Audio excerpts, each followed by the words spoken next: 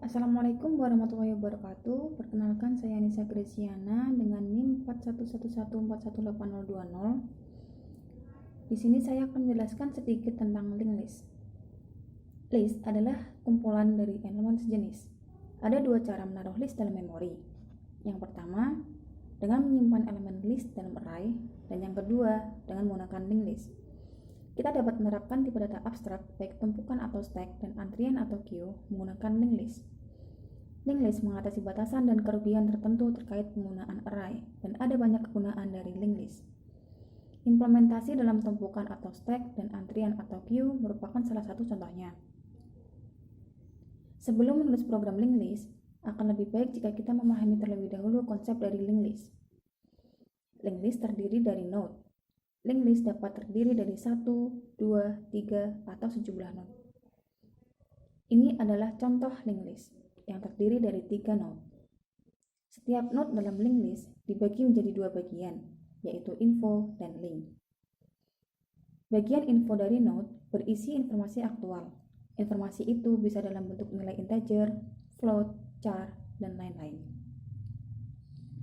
Sedangkan bagian link menyimpan alamat node berikutnya.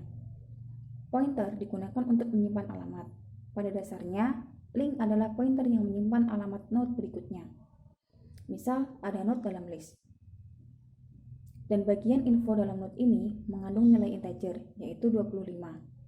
Kemudian ada node lain, dan bagian info dari node ini mengandung nilai integer juga, yaitu 15. Setiap node akan memiliki alamat.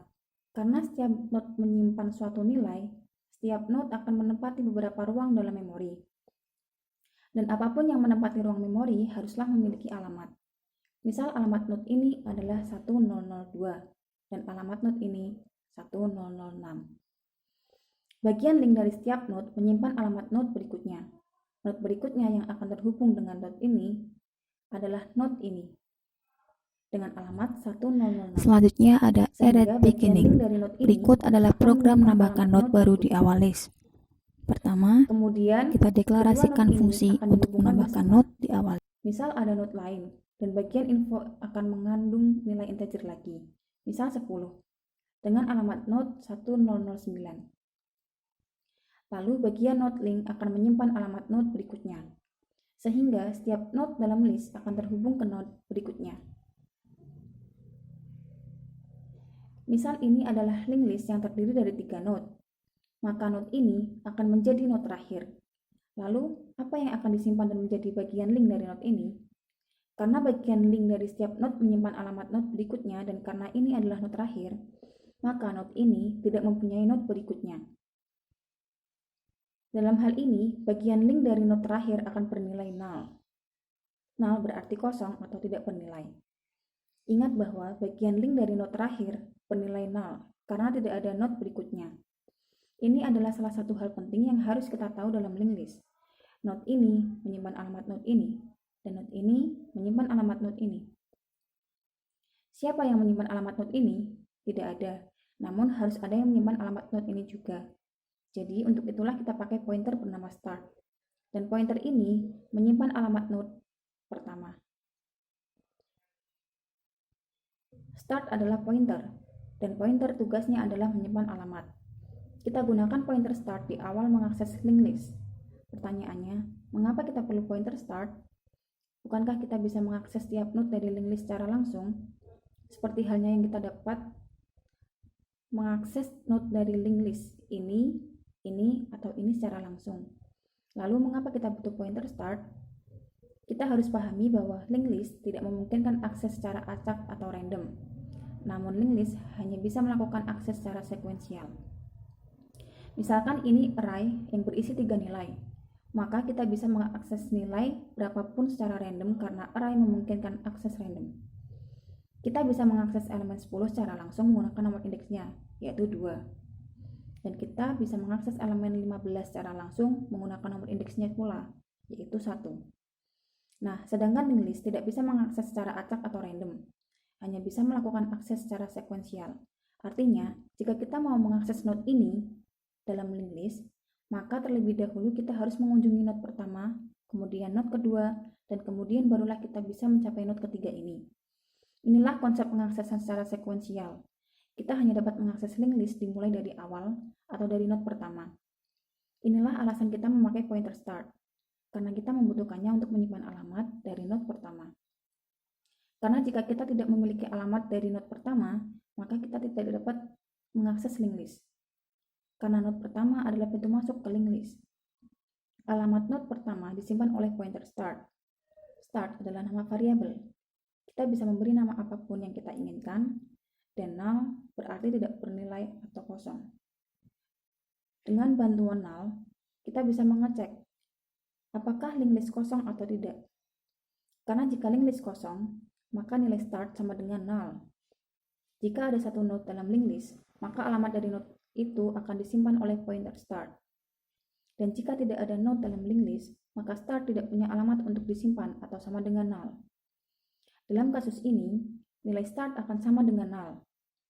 Dan jika start sama dengan null, maka itu berarti list dalam keadaan kosong. Di sini ada beberapa operasi yang bisa kita lakukan dalam mengakses linked list. Operasi pertama yaitu traversal. Fungsinya, mengunjungi node dari linked list yang dimulai dari node pertama, satu demi satu secara berurutan hingga mencapai node yang diinginkan, atau hingga akhir dari list. Yang kedua, display. Fungsinya yaitu mencetak informasi pada bagian info node. Jika kita gunakan fungsi display pada linked list, maka 25, 15, dan 10 akan dicetak. Traversal digunakan dalam fungsi display, karena pengaksesan pindah dari satu node ke node berikutnya. Yang ketiga, search. Fungsinya mencari informasi tertentu dalam linked list. Informasi ada di bagian info node. Misal kita akan mencari apakah ada angka 10 dalam linked list, maka kita gunakan search function untuk mencarinya. Lalu ada insertion. Fungsinya yaitu menambahkan atau menyisipkan node ke dalam linked list. Dan node dapat disisipkan di awal linked list, di akhir, ataupun di antara node-node yang ada dalam linked list. Fungsi ini biasanya dideklarasikan secara terpisah. Dan yang kelima, ada deletion. Fungsinya menghapus node dari linked list. Sebuah node bisa dihapus di awal, di akhir, maupun di antara list. Node dari linked list tidak selalu terletak di lokasi memori yang berdekatan. Node dari linked list bisa saja tersebar di sekitar bagian memori yang berbeda, dan itu tidak menjadi masalah selama bagian yang terhubung dari setiap node memiliki alamat dari node berikutnya. Urutan dari list yang terhubung akan selalu dipertahankan. Dalam program linked list, ada 3 hal yang perlu kita ketahui. Yang pertama, pointer. Yang kedua, structure. Dalam program linked list, sebuah structure didefinisikan menggunakan kata kunci struct. Dan yang ketiga, malloc adalah fungsi yang digunakan untuk alokasi memori dinamis. Node dari linked list dibuat menggunakan fungsi malloc.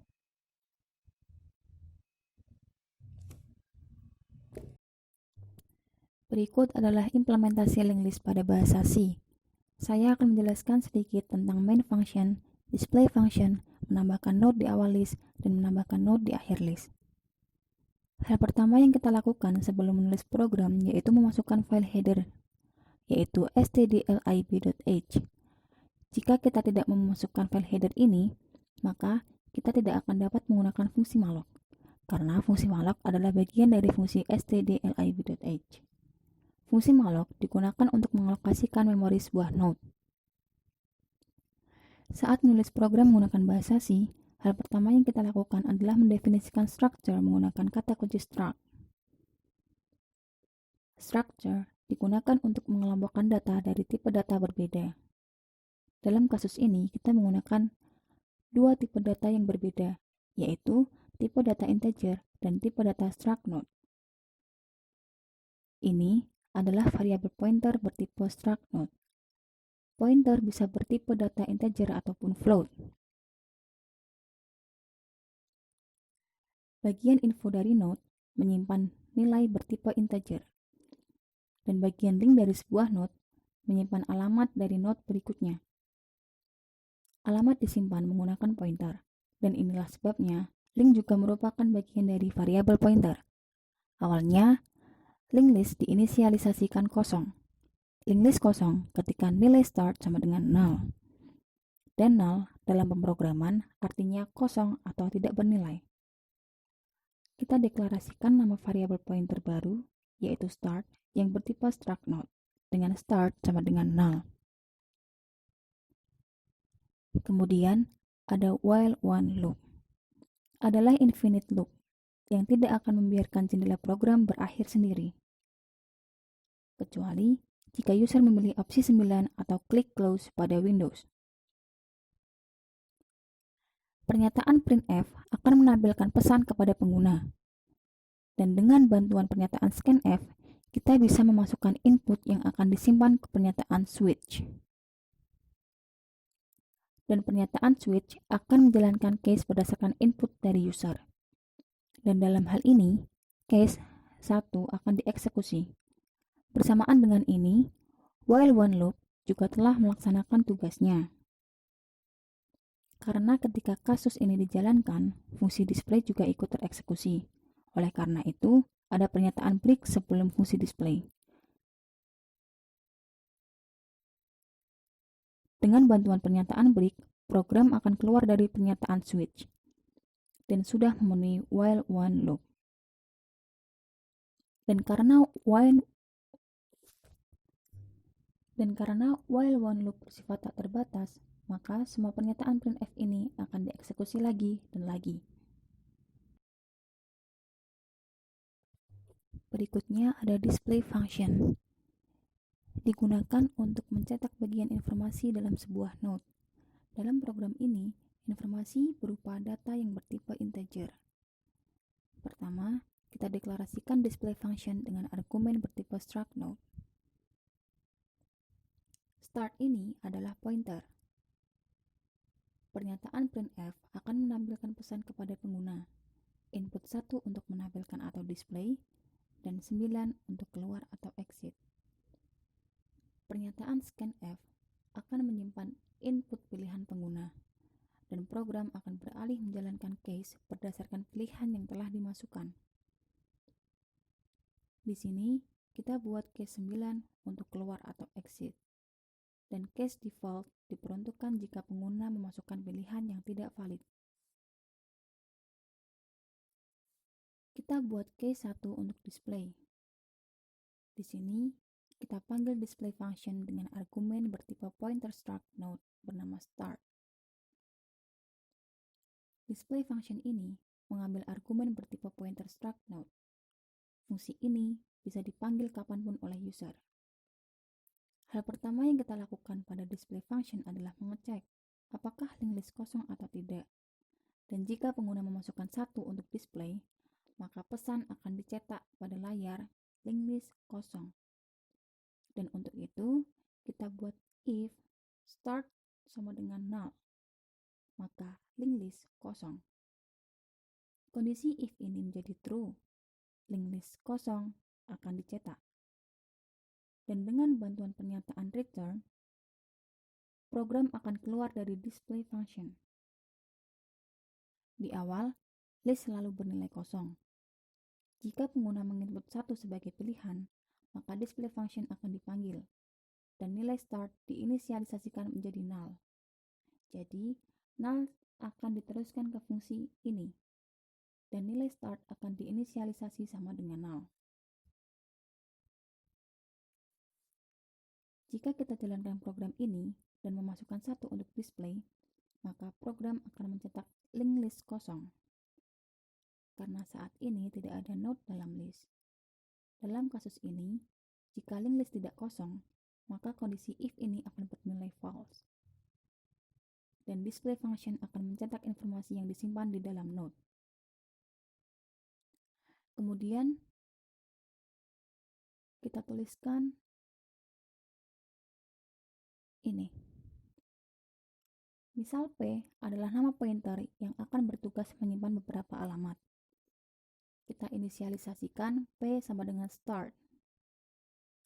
Start juga merupakan pointer, maka start ini juga menyimpan beberapa alamat nantinya. Semua kode program ini bertanggung jawab mencetak sebuah node. Setiap kali kita mengakses anggota struktur menggunakan pointer P, maka kita gunakan arrow operator. Jadi, inilah display function secara lengkap untuk menampilkan atau mencetak informasi dari node. Selanjutnya ada add at beginning. Berikut adalah program menambahkan node baru di awal list. Pertama, kita deklarasikan fungsi untuk menambahkan node di awal list. Dan nama fungsi yang saya buat adalah add at back, yang mengambil argumen bertipe struct node. Ini adalah pointer dan variabel enum akan menyimpan nilai integer untuk informasi yang kita simpan pada bagian info node. Fungsi ini bertipe pointer struct node. Pernyataan printf akan menampilkan pesan kepada pengguna yang menginput 2 untuk menambahkan node ke list kosong atau menambahkan node di awal list. Di sini kita buat case 2 untuk menambahkan node. Maka pernyataan printf akan menampilkan pesan kepada pengguna yang menginput nomor dan lalu nomor tersebut akan disimpan pada bagian info dari sebuah node.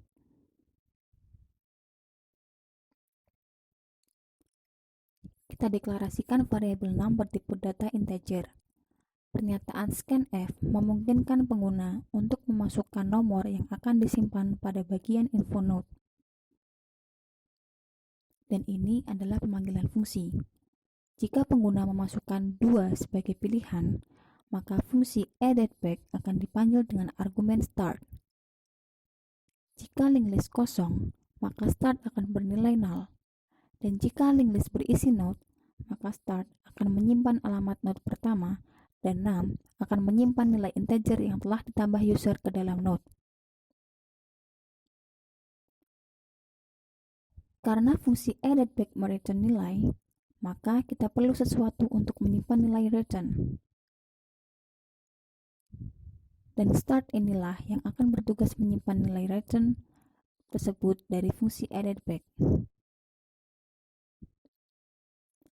Kita buat fungsi addAddBack. Kita perlu beberapa variabel pointer untuk menyimpan alamat dari node yang akan kita buat. Kita deklarasikan variabel pointer baru bernama temp bertipe struct node yang akan menyimpan alamat node baru yang ditambahkan user nanti. Kemudian, node dari link list dibuat menggunakan fungsi malloc. Fungsi ini menambahkan node ke list kosong dan menambahkan node di awal list. Fungsi addAddBack dipanggil dengan nilai start dan num. Nilai yang di-return akan sampai ke variabel pointer start di main function dan akan diperbarui ke nilai yang baru. Fungsi lain bisa kapanpun dipanggil dari main function. Misal, pengguna menginput 2 lagi sebagai pilihan, maka fungsi addAddBack akan dipanggil lagi. Fungsi tersebut dipanggil dengan nilai start yang baru dan bukan nilai start yang sebelumnya. Saat ini, fungsi addAddBack telah selesai.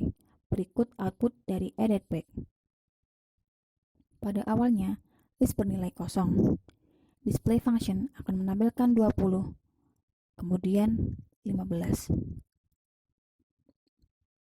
Misal kita tambah node lain lagi, maka 25 akan ada di tempat pertama.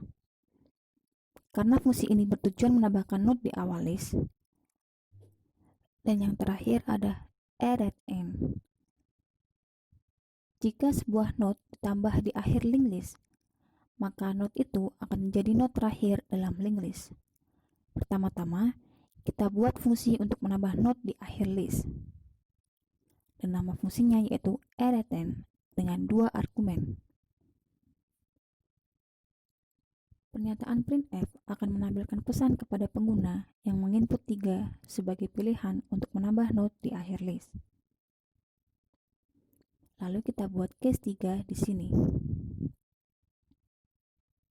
Pernyataan printf akan menampilkan pesan kepada pengguna. Dan pernyataan scanf menyimpan nomor input pengguna. Nah, di sini merupakan function call. Fungsi addAddEnd akan dipanggil dengan 2 nilai argumen, ini dilakukan dalam main function. Lalu kita buat fungsi add untuk menambah node di akhir linked list. Di sini saya telah mendeklarasikan dua variabel pointer bertipe struct node.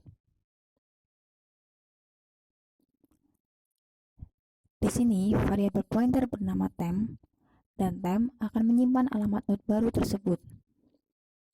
Nilai num akan diinput pengguna menggunakan pernyataan scanf dan fungsi ini akan dipanggil. Lalu num akan dipassing dari fungsi ini ke fungsi ini. Num di sini akan diinisialisasi dengan nilai num yang dimasukkan pengguna. Dengan bantuan pernyataan ini, sejumlah input dari pengguna akan disimpan di bagian info node yang baru. Info dan link adalah anggota structure, dan temp adalah nama dari pointer. Ingat bahwa harus ada setidaknya satu node di linked list sebelum kita menambah node di akhir list.